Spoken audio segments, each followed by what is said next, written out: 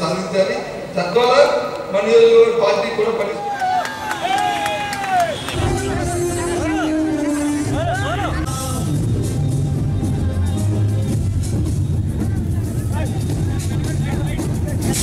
ఇప్పుడు సీతారాం గారు పెద్దలు చెప్పారు, రేపు 9వ తేదీ నాడు మన ఏం చెప్పినా చెప్పండి, పర్వాలేదు.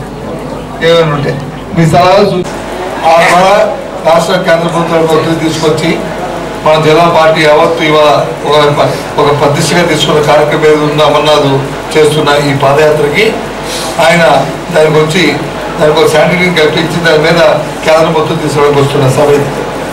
ఇది రాజకీయాల కంటే మన ప్రాంతానికి పనికి వచ్చే సమావేశం కాబట్టి దాన్ని ఒక ప్రతిష్టాకరంగా భీమిలి నియోజకవర్గంలో ప్రజలందరూ కలిపి తీసుకుంటున్నారు. కాబట్టి మీ అందరికీ కూడా మొదటగా నేను మీ అందరికీ పార్టీ తరఫున కృతజ్ఞతలు చెప్తున్నాను, మీ అందరూ అభివృద్ధి చెప్తున్నాను. కానీ అదే రీతిలో దీన్ని అదే ప్రెస్టేజ్గా మనం కార్యక్రమం చేయాలి.